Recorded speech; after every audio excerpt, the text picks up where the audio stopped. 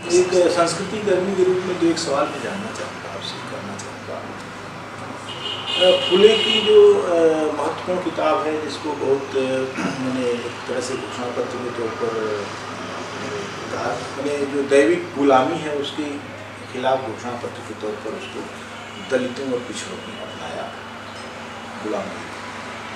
गुलामगिरी में वो बहुत सारे ऐसे मिथक हैं जिनको ध्वस्त कर रहे हैं। ब्रह्मा को उन्होंने बेटी चोद कहा और यह पूछा कि अगर इसकी बीवी थी जो कि बच्चे पैदा कर, दो बीवियाँ थी ब्रह्मा की, तो उसको क्या ज़रूरत थी कि उसने वो किया, मैंने उसने 4 योनियाँ बनाई और 4 तरह की वो पैदा किए।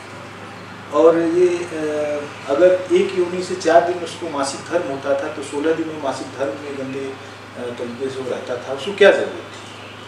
और वो सोता रहा होगा तो उसके 4 मुँह 4 तरफ थे, तो कैसे किस करवट सोता रहा होगा? ये सवाल उन्होंने उठाए और भी बहुत सारे सवाल उठाए। उन्होंने तो पूरी किताब अगर आप पढ़िए तो झंझना आ जाता है दिमाग। एक संस्कृति कर्मी के रूप में आप इस पूरी किताब को किस तरीके से देखते हैं? कैसे इसकी व्याख्या की जानी चाहिए, कैसे की जानी चाहिए थी, नहीं की गई? और विद्रूप सच्चाइयों को जब ढक छुप के पेश करना चाहते हैं तो फूले नहीं हो सकते हैं। कुछ ऐसे कठिन यथार्थ हैं जिनका अभिव्यक्ति और संप्रेषण जैसे उसी की भाषा में और वैसे ही हो सकता है। और इस मामले में उस आदमी के कमिटमेंट को, उस समय के डर को, मतलब खाली अभी तो लिख देने का मामला नहीं है, उस डर को कितना उसको सहना पड़ा होगा, इसको देखिएगा तो ये बहुत बड़ा जैसे बने मामला है, कोई छोटा मामला नहीं है। और तुम्हारी 6 लिखा राहुल सांकृत्यायन ने लिखा, वोल्गा से गंगा में भी बहुत सारे मिथ को तोड़ते हुए लिखते हैं, लेकिन फिर भी बहुत ही साहस के साथ जैसे ज्योतिबा फुले लिख रहे हैं। तो ये हिम्मत तो। एक और चीज़ शायद आपकी नज़र गई हो, किसान का कोड़ा उनकी एक किताब है। अच्छा, भद्रता के आवरण में आप यथार्थ को जैसे ढक छिप के और उसको ऑर्नामेंटल करके नहीं पेश कर सकते हैं। और कभी कभी ऐसी सड़ी हुई चीज़ में जो समाज का सड़ान है तो आप बाहर लेके आते हैं, तो आपको नाक पर रुमाल रख के जैसे निकलने की जो आदत है, जो बकौल धूमिल की निष्ठा के रुमाल नाक पर रखकर, नाक पर व्याकरण की रुमाल रखकर निष्ठा का तो निष्ठा से मिला दूँ, ये सवाल है। मामला तो है, मामला तो इसी है। तरीके से एक और किताब जिस पर मुझे लगता है कि इस पर बात ही नहीं हुई, और दलितों ने इसलिए बात नहीं की कि वो खेतिहर समाज नहीं था, मजदूर थे, पिछड़ों का एक बहुत बड़ा हिस्सा पूर्वी कुंभी किसानों को लेकर उन्होंने लिखा, और पूरे कुलकर्णियों का जो पूरा व्यवहार, उनका शोषण और अंग्रेजों का के साथ जो अदालतों में जाकर, अभी भाषा का सवाल जैसे मैं आपको बता रहा हूँ कि छत्तीसगढ़ में कुछ ऐसे मामले पेश आए जिसमें अदालत में उस भाषा में पूछा गया, हिंदी में पूछा गया कि क्या तुमने इनका खून किया या कुछ ऐसा इसकी हत्या की, तो उसको ये समझ में आया कि हत्या नहीं कुछ और का, उसकी भाषा में उसको समझ, तो भाषा का अनुवाद नहीं हुआ बल्कि उसने हाँ कह दिया और फिर उसको सजा हो गई। तो इस तरह से भाषा का एक बड़ा वो था मामला, बैरियर थी भाषा।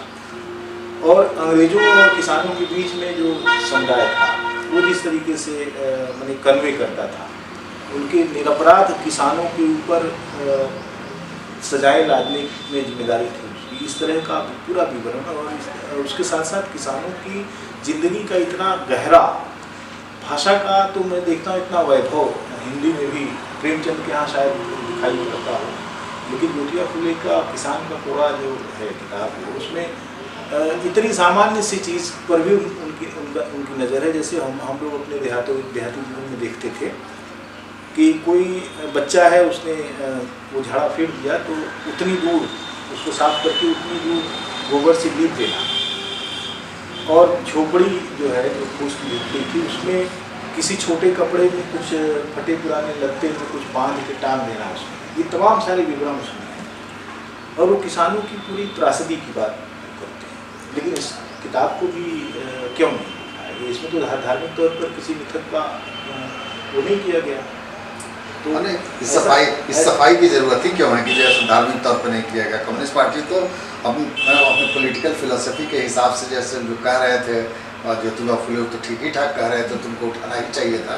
वो तब नज़र ही नहीं गई, उनको लगा कि हमारे किताब के अलावा दुनिया में किताबें नहीं। ये आप आइडियोलॉजिकल एरोगेंस जो है ना, मुझे लगता है सिवाय एक्सक्लूड करने को। तो क्या आपको लगता है कि जो जैविक बुद्धिजीवी नहीं थे, जैविक बुद्धिजीवी न होने, थोपे गए बुद्धिजीवी होने के कारण से ऐसा हो सका? और ये गलतियाँ इसलिए होती हैं कि आप जैसे उस यथार्थ को इनकारपोरेट करने के लिए उस यथार्थ मिट्टी लेके नहीं आते हैं, बल्कि दूसरी जगह से चीज़ें लेके चले आते हैं। और लैंग्वेज का जो क्वेश्चन है तो बड़ा भारी बैरियर है भाई। बैरियर इसलिए है कि सांस्कृतिक ज़माने में एक लैंग्वेज था भद्रजनों का, उसके आवरण में बैठ के आप जैसे मतलब तरह तरह के कर्मकांडीय विवरण, ब्राह्मणवाद को संचालित करने के लिए संस्कृत तो बहुत ज़रूरी था। वैसे ही जैसे आजकल जैसे जो एरिस्टोक्रेटिक पूरा कार्यक्रम है उसको संचालित करने के लिए अंग्रेजी की ज़रूरत पड़ती है। और जब लोक की बात कीजिएगा तो आपको लोक से संवाद करने के लिए लोक की भाषा में जाना ही पड़ेगा। बुद्ध मूर्ख नहीं न थे कि पाली और प्राकृत में जैसे लोगों से बात कर रहे थे, भाषा ही वही थी। बार एक इसी तरीके से मैं पेरियार के बारे में ये देखता हूँ। पेरियार जब ये कहते हैं कि ईश्वर नहीं है, नहीं है, नहीं है, ये उनका बीज वाक्य है। और इसी तरीके से वो कहते हैं ईश्वर की जिसने आविष्कार किया वह मूर्ख है, धूर्त है, इस तरह की चीज़ें करती हैं। इससे भी इत्तेफाक नहीं रखा गया, आज तक भी नहीं रखा जा रहा। पेरियार को नकारने का एक बड़ा कारण जो है क्या यह है कि ईश्वर विरोध का और ब्राह्मण विरोध का। गांधी से बातचीत में पेरियार कहते हैं कि एक भी ब्राह्मण बता दीजिए जो आदमी हो, ये पेरियार कहते हैं। और गांधी ने कहा कि क्या राजगोपालाचारी तो ऐसा नहीं लगता। तो मैंने इतने लोगों में से एक नाम वो खोज के जा रहे हैं, इनको आप मैंने वो कर दीजिए कि ये ठीक है और बिल्कुल एक्नॉलेज कर दीजिए। तो कहने का मतलब ये है कि पेरियार भी क्या अस्वीकार इस वजह से हुए कि एक पूरी जो हायरार्की है सांस्कृतिक, उसको जिस तरीके से वो चुनौती दे रहे थे कम्युनिस्ट पार्टी, उस ताप को बर्दाश्त करने की जरूरत नहीं है आज तक। हमको लगता है कम्युनिस्ट पार्टी इस तरफ जाती ही नहीं थी। मतलब ये एक्सपोजर का पार्ट ही नहीं था कम्युनिस्ट पार्टी का, और नहीं था तो ये अक्षम्य अपराध है। लेकिन मैं कम्युनिस्ट पार्टी का बचाव नहीं कर रहा हूँ, लेकिन इधर था ही नहीं उसका दिमाग। उसको लगता था कि क्लास क्वेश्चन में सब चीज़ छूटा फूटा हुआ है, ये पेरी फेरी पे चलने वाली जैसी छोटी मोटी घटनाएं हैं। असल बात यह है कि जब आप क्लास को एड्रेस कर दीजिएगा तो एक विमुक्त समाज का जन्म हो जाएगा और इनका क्वेश्चन जैसे सॉल्व हो जाएगा। ऐसे ही नेशनलिटी के क्वेश्चन पे हम लोग कहा करते थे कि मार्क्सिज्म उसको रिजॉल्व कर देगा। अब देखिए जैसे ही सोवियत यूनियन जैसे 15 हिस्सों में बट गया, मतलब वो रिजॉल्व नहीं हुआ था, वो जैसे ज़बरदस्ती आपने दबा के रख लिया था। वैसे ही जैसे ये ठीक है कि जैसे बड़े इकोनॉमिक प्रश्नों को और पॉलिटिकल क्वेश्चन को निश्चित रूप से क्लास के जरिए से हल किया जाना चाहिए, और वही बेसिक क्वेश्चन है। लेकिन बेसिक क्वेश्चन के साथ साथ जो सब्सिडरी क्वेश्चन अगल बगल से खड़े होते हैं, और क्लासिकल मार्क्सिज्म की भाषा में बेस और सुपर स्ट्रक्चर जिसको कहा जाता है, तो कभी कभी जैसे सुपर स्ट्रक्चर जब अस्तित्व में आ जाता है तो वो अपनी स्वतंत्र सत्ता कायम कर लेता है और बेस जैसा ताकतवर हो जाता है। तो इस बेसिक इंग्रेडिएंट्स को समझने के लिए इस देश की कम्युनिस्ट पार्टी तैयार नहीं थी। ये इसलिए था कि मार्क्सिज्म जब डॉगमेटिक हो जाता है और उसका क्रिएटिव डेवलपमेंट टूट जाता है तो आपके विचार का परिसीमन हो जाता है और दृष्टि संकुचित हो जाती है। तो हम कम्युनिस्ट पार्टी पे दृष्टि के संकुचन का आरोप तो लगाते हैं, फिर हो सकता है इक्के दुक्के लीडरशिप का जो कंपोजिशन था उस कंपोजिशन की वजह से देख के भी अनदेखा किया गया, और जैसी बात आप कह रहे हैं इस संभावना से इनकार नहीं किया जा सकता है। लेकिन ये बड़ी संभावना नहीं है, उससे ज़्यादा बड़ी संभावना इनका जो आइडियोलॉजिकल सोर्स है उसमें अंतर्निहित है और उनको इसका पुनर्मूल्यांकन करना चाहिए। हालांकि मुझे आपने पहले ही बता दिया था कि आप कम्युनिस्ट पार्टी के प्रतिनिधित्व नहीं कर रहे हैं और आपको इस रूप में आपसे बातचीत नहीं करना चाहिए, इसलिए मैं अब आखिरी प्रश्न व्यक्तिगत स्तर पर करना चाहूँगा कि आने वाले समय में आप कौन कौन सी चीज़ें ऐसी करेंगे जो सामूहिक जो एक एफर्ट है उसको बढ़ावा देने का काम करेगा?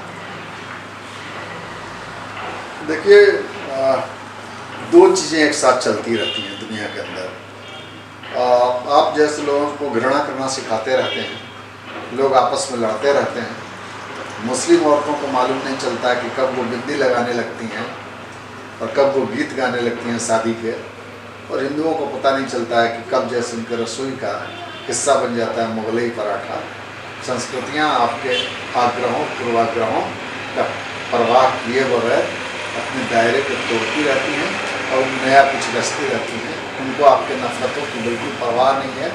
तो ये जो रचा बसा जा रहा है, गढ़ा जा रहा है, इसको एड्रेस करना, मनुष्य के अंदर जो कुछ भी श्रेष्ठ और सुंदर है उसका आवाहन करना, जीवन में उनकी अनन्य आस्था को दृढ़ बनाना, कलात्मक परफॉर्मेंस के जरिए से, लोगों से बात करके, पॉलिमिक्स की भाषा में हम जरूर जैसे बहुत सारी चीज़ों की आलोचना करेंगे, लेकिन लोक चेतना में अस्तित्वमान धर्म जो है, जो कबीर, रविदास, नामदेव के जरिए से जैसे अभिव्यक्त होता है, गो कि पॉलिटिकली जो कंक्लूजन का लेवल है वहाँ मेरी नाइतफाकी है, बावजूद इसके उनमें जो लोक रंग के तत्व मौजूद हैं, उन तत्वों से जनता में संवाद करने की अगर गुंजाइश बनती है तो यहाँ संकीर्ण होना उचित नहीं है।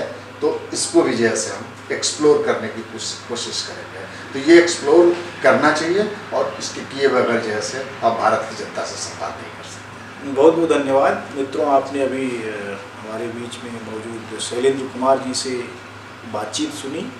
बहुत सारे जटिल मुद्दों पर जिनसे लोग भागते रहते हैं उन पर उन्होंने डट कर बातचीत की और वे अभी आगे आने वाले दिनों में भी संवाद में बने रहेंगे, उनसे बातचीत होती रहेगी। शैलेंद्र जी, आपको बहुत बहुत धन्यवाद। जी बहुत।